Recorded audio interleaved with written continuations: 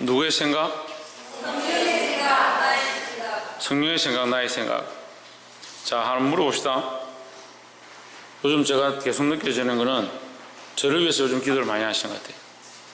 그래서 제가 요즘 강건합니다. 여러분 기도해 주셔가지고. 근데 11시, 오늘 11시 예배를 위해서 기도하시면 손 들어보세요. 예, 내리시고. 신영희 집사님 기도 안 합니까? 11시 예배를 위해서 기도 안 합니까? 오늘 말이에요, 오늘. 오늘 11시 예배를 위해서 기도한 사람. 예. 예배를 드리러 오는데 지금 예배를 위해서 예배 가운데 하나님 역사하시고 악한 것들이 떠나가고 생각과 마음과 육체의 병든 자들이 회복함을 입도록 기도해야지. 맨날 자기 몸 하나 못 챙겨가지고 시간 한번 못 맞추고 맡은 자리도 지키지 못하고 그래놓고 무슨 교사를 하고 아이들을 맡고 책임을 지고 그렇게 하겠습니까? 자기 몸에, 자기 생각에, 자기 마음에 하나를 맞추는 게 아니라 하나님의 뜻에 자기 삶 맞춰야 하고, 특별히 예배가 하나님 앞에 드려지기를 집중해야 된답니다. 따라합시다. 하나님 앞에 우리의 마음을 온전히 드리겠습니다. 할렐루야. 오늘 본문의 말씀은 고넬료라는 사람에 대한 얘기입니다. 본문에는 안 나와 있지만 제가 10장 1절부터 얘기를 하겠습니다. 가이사랴에 고넬료라 하는 자가 있다. 이 고넬료가 뭘 하느냐? 하나님 앞에 늘 기도하고 이방인이었는데도 하나님 알지 못할 상황이 있었지만 그가 소식을 듣고 하나님 어쨌든 어떤 경위로든 하나님을 믿게 됐다. 그래서 하나님 믿는 것으로 끝나는 게 아니라 어떻게 하느냐? 하나님 앞에 늘 기도하고 뭘 했다? 본문을 보면 되잖아요. 10장 1절부터 제가 얘기하고 있다니까. 예? 뭐 하고 있다? 늘 기도하고 뭐 한다? 예, 구제했다. 늘 기도하고 구제에 힘썼다. 어느 날 천사가 나타나서 환상 중에 고넬료에게 말합니다. 너의 기도와 구제가 하나님 앞에 상달되었다. 기도와 구제가 상달되었다. 우리는 기도하고 구제해야 된다. 그럼 기도는 뭐냐? 기도는 하나님과의 관계입니다. 그죠? 기도는 하나님과의 소통하는 것입니다. 그럼 믿음이 있다는 사람들은 기도를 해요. 하나님과 소통해요. 그럼 하나님과 소통하면 뭘 또 해야 되냐? 구제하는 일을 하는 거예요. 구제는 뭡니까? 사람과 소통하는 겁니다. 사람을 살리는 겁니다. 내가 하나님과 소통하는 것은 내가 사는 것이고, 내가 살았다 하면, 내가 믿음이 있다 하면 뭘 해야 되냐?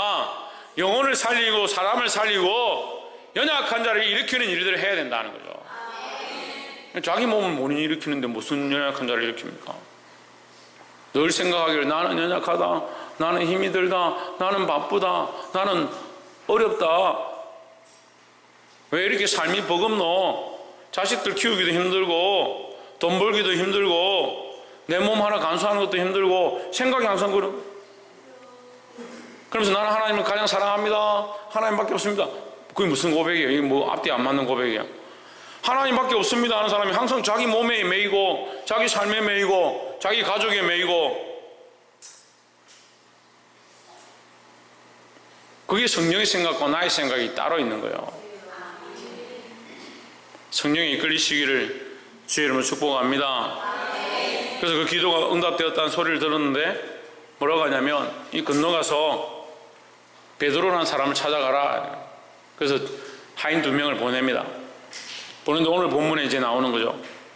9절에 이튿날 저희가 행하여 그 성에 가까이 갔을 때, 그때에 그 성이 어디냐? 베드로가 머물고 있는 그 성에 가까이 갔다.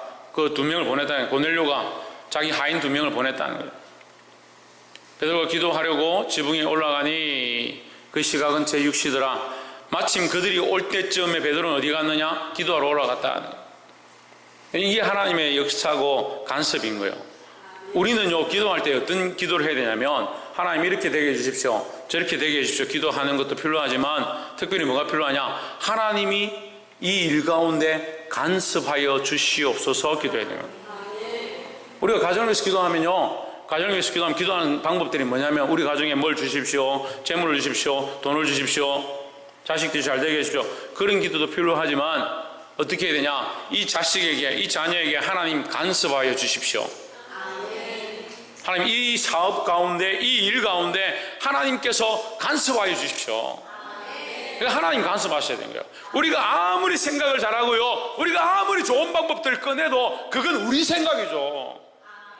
하나님이 오셔서 하나님의 방법대로 하나님의 일이 일어나야 되는 거예요. 우리가 수련회를 하고요, 전도주의를 하고요, 소풍을 가고요, 사람들 챙긴다 하더라도 할 수만 있으면 하나님께서 간섭하셔서 하나님께서 그들의 심령 가운데, 하나님께서 이 모든 시간과 순서 가운데 하나님 간섭하여 주시옵소서. 그 하나님의 간섭이 없으니까 자꾸 누가 간섭하냐? 내가 간섭, 내 감정이 간섭하고요, 내 기분이 간섭하고요. 베드로가 기도에 하러 올라갔다.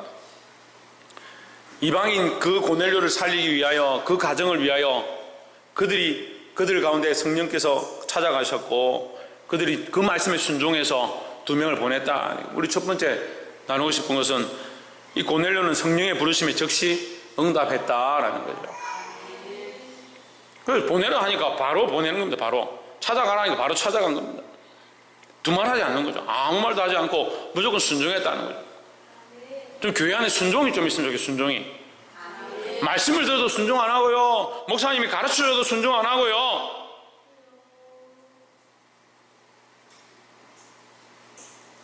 감사한 것은 교회가 그래서 지금 조금씩 이 틀이 잡혀가는 것 같아요. 그런 과도기라 생각합니다. 듣질 않아요. 그게 지금 들으려고 하는 과도기구나, 제가 그렇게 생각해요. 들으려고 하기 때문에 지금은 잘 안 듣는구나. 그리고 다 들으면 더 들을 게 없겠죠.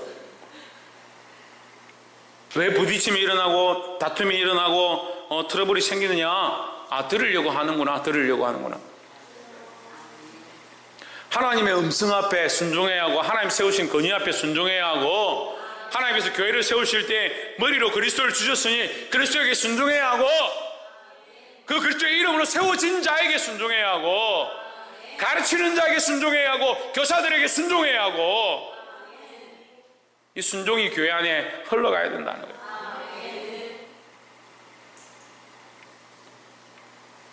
옆에서 한번 보시죠. 성령께서 부르실 때에 즉시 순종합시다. 이 이방인 하나님 잘 알지 못하는, 믿음은 가졌지만 하나님에 대해서 잘 알지 못하는, 세례도 받지 못했고 성령 세례도 없었고, 그래서 결국 이 사건으로 해서 베드로가 가서 성령 세례를 주는 거, 세례도 주고 성령 세례도 주고, 그래서 하나님 역사가 나타나죠. 그것도 알지 못하는 이 고넬료가, 이 당시 아무것도 알지 못하는 그 고넬료가 그냥 가라고 하시는 지시를 받고 순종해서 바로 이튿날 보냈다는 거예요. 근데 우리가 부끄러운 거예요. 근데 베드로가 이제 두 번째 우리가 나누는 것은 베드로의 모습인데, 베드로 부끄럽습니다. 부끄러운 일을 합니다. 하나님의 사도죠. 하나님 세우신 종이죠. 성령 충만함을 입었죠. 성령을 지금 사역하고 있죠. 근데 뭘 하냐? 10절에 시장하여 먹고자 하며 사람들이 준비할 때 황홀한 중에, 이 환상 중에, 무슨 황홀한 중이라 하나, 어쨌든 환상 중에, 이상 중에, 그가 알지 못하는 중에 그가 보기 시작했다.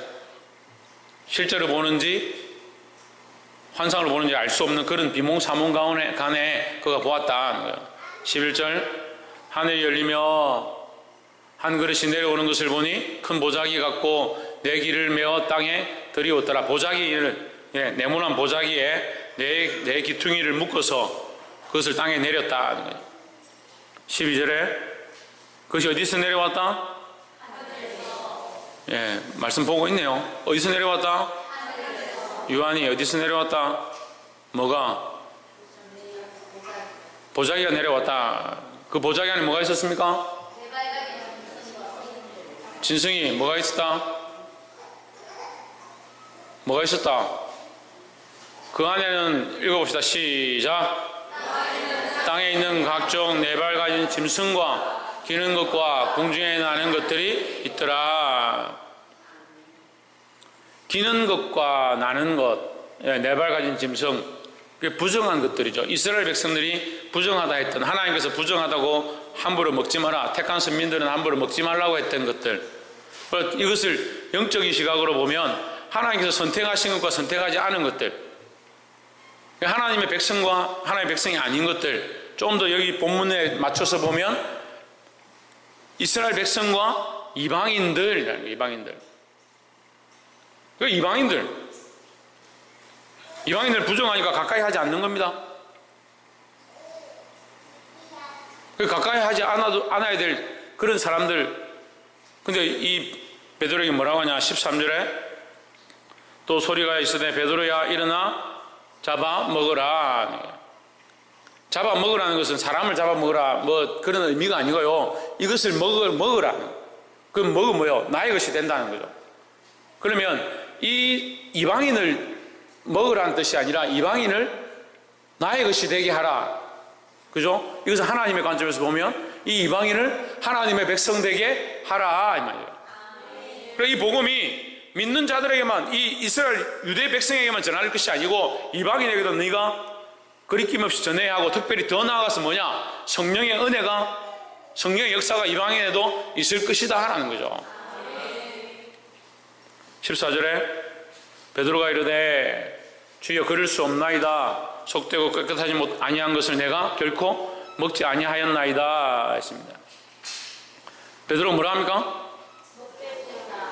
그럴 수 없나이다. 따라합시다. 그럴 수 없나이다. 그럴 수 없나이다. 우리 주특기가 뭐냐? 그럴 수 없나이다. 아이고 지금 그럴 수 있겠습니까? 지금 그게 되겠습니까? 갓난애가 뭐 한다고 자꾸 지금 뭐라 하고 예배 시간에 똑바로 하라고 되겠습니까? 왜 안 됩니까? 지금까지 경험했는데. 지금까지 다 봐놓고 또 자기 자신 나오면요 안 된다 생각하는. 남들이 다 역사하고 간증 다 듣고요, 어디 간증 듣기 좋아하는 사람들 많대요. 유튜브 열어가지고 간증 막 듣고 이런 역사가 나타나냐. 자기는 자기 삶에는 그런 일이 닥치면 그럴 수 없나이다. 그럼 뭐하러 들어요? 그런 거 간증을 뭐하러 들어요? 말씀 다 듣고요, 다 이렇게 살았다, 우리는 어떻게 사냐, 이렇게 살아야 안 되겠습니까? 그럴 수 없나이다. 남편이요 교회 가는 거 별로 안 좋아해가지고 그럴 수 없나이다. 내게 아니라서요 그럴 수 없나이다. 들을 수 있는 사람은 들으십시오. 어떤 사람은 어쩔 수 없고. 누가 말씀하십니까? 성령께서, 하나님께서 베드로에게 직접 말씀을 가르쳐 주시는데 잡아먹으라. 베드로가 그럴 수 없나이다. 하나님의 음성에 응답하지 않는 베드로, 이 두 번째가 하나님의 음성에 응답하지 않는 베드로. 지난주까지만 해도 우리 베드로의 신앙 고백, 그가 주를 사랑하겠습니다, 내 양을 먹이라, 내 양을 치라, 내 어린 양을 먹이라 했던 그 말씀을 우리가 지난주까지만 해도 들었던 그 말씀을 우리가 지금 기억하고 있습니다. 근데 오늘 또 베드로가 뭐라 합니까? 그럴 수 없나이다. 심지어 성령께서 이 말씀 가지고 베드로를 강력한 사도로 세우셨는데 그럴 수 없나이다. 참 인간이요 한 번 가지고 안 되는 거예요. 날마다 바뀌어야 되고 날마다 도전받아야 되고 날마다 변화되어야 되는 거예요. 옆에서 봅시다. 우리는 날마다 변화되어야 살 수 있습니다. 변화되면 안 삽니까? 살 수 있습니다. 변화되지 않아도 살 수 있습니다. 그런데 변화되지 않으면 하나님 안에서 살 수 없습니다. 변화되지 않는 삶은요 하나님 안에서 살기 힘든 거예요. 참 자존심이 뭔지요. 자존심이 뭔지. 남자들은요 자존심 빼면 시체인가 봐요. 시체. 자존심 건들면요 하나님이고 뭐고 예수고 뭐고 교회고 뭐고 십자가고 뭐고 목사고 뭐고 다 없어요. 여자들은요 이 사랑, 애정 여기에 목숨을 걸어요. 자기 사랑하는 거예요.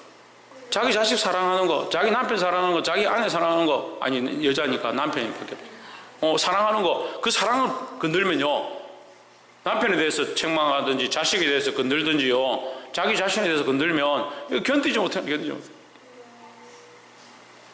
그럴 수 없나이다가 왜 이리 많아요. 그럴 수 없나이다가. 그러니까 자라가도요 날마다 변해가고 자라가도요 딱 자기가 그럴 수 없나이다 하는 그 문제에 부딪히면 딱 그것만 안 되는 거예요. 항상 그것만 안 돼요. 그 10년이 지나고 20년이 지나도요 그 문제는 여전히 그 문제예요. 왜요? 자신이 안 변하니까요. 자기 자신이 그럴 수 없나이다 하면서 왜 내 남편은 예수 안 믿을까? 내 자식들은 왜 예수 안 믿을까? 네 믿음이 그럴 수 없나이다 하고 있잖아. 왜 그걸 못 듣냐고요. 하나님의 음성 앞에 아멘하고 이 이방인 고넬료도 바로 순종해서 그 다음날 나아갔는데 왜 하나님의 사도라고 하는 사람들이 하나님 세우신 자들이 말씀 앞에 순종하지 못하고 그럴 수 없나이다 하고 있냐.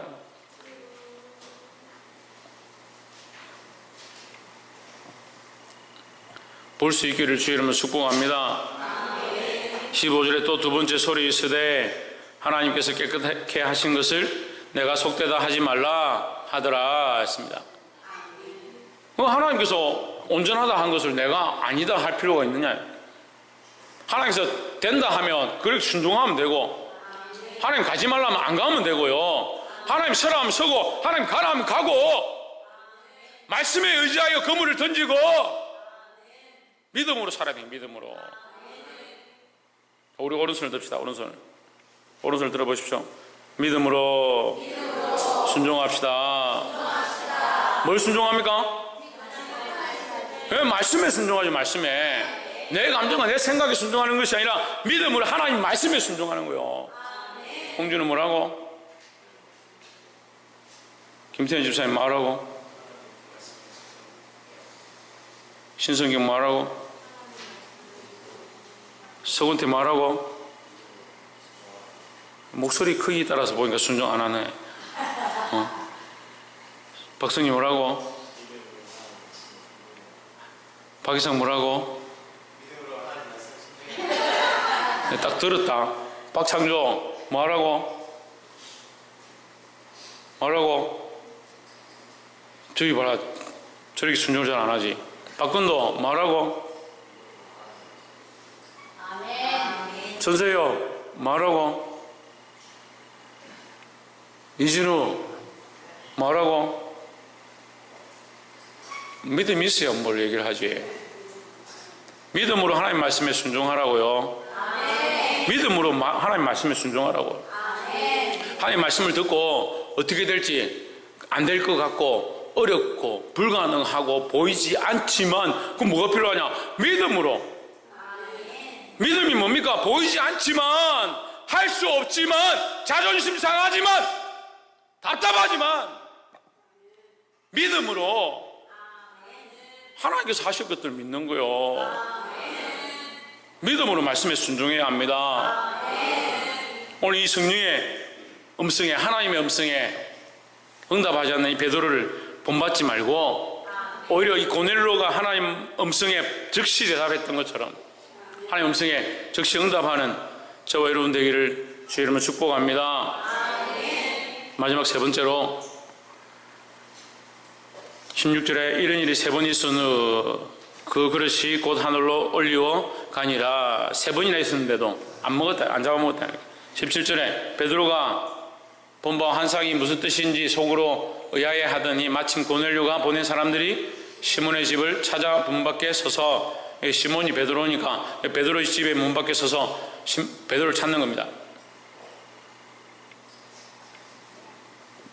18절에 불러 묻되 베드로라 하는 시몬이 여기 우거하느냐, 여기 살고 있느냐.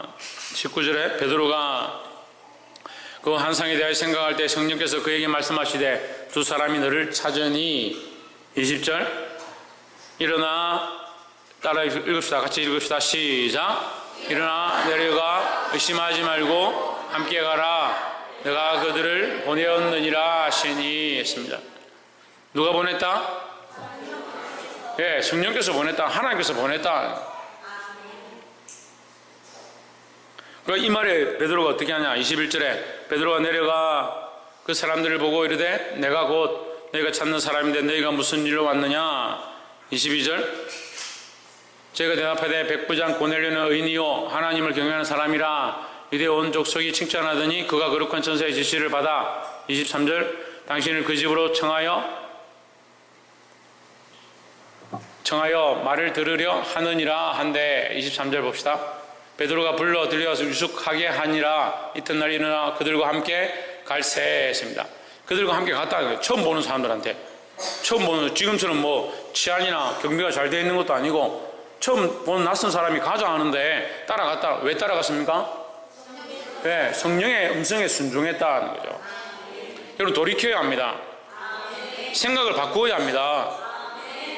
처음에 베드로는 자기 생각대로 했습니다. 하지만 이제 다시 그 상황들을 깨닫고 돌이켰다는 거예요. 생각을 바꾸었다는 거죠. 우리가 잘못 선택할 때가 많이 있습니다. 하지만 뭘 해야 되냐? 선택해야 합니다. 돌아서야 합니다. 돌이켜야 합니다. 돌이키는 것이 하나님의 은혜다라는 겁니다. 옆에서 한번 보시죠. 돌이키는 것이 하나님의 은혜입니다. 돌이키는 것이 하나님의 은혜고 돌이킬 수 있는 상황이 되는 것이 하나님의 은혜고 돌이켜야 할 것을 깨닫는 것이 하나님의 은혜다라는 거예요. 누구나 다 죄를 짓습니다. 누구나 다 죄를 짓습니다. 죄를 지으라는 게 아니고요. 자꾸 죄를 지으라는 게 아니라 죄를 짓지 말아야 하지만 다 실수합니다. 다 범죄합니다. 그래서 다 죄인이다. 다 죄인이기 때문에 계속 죄를 지어야 되냐? 그렇지 않다는 거죠. 우리는 계속 뭘 해야 되냐? 계속 죄를 짓고 계속 실수하지만 반대로 또 계속 돌이키고 계속 회개해야 된다는 거죠. 회개는 입술로만 하는 것이 아니라 우리 삶을 바꾸는 것입니다.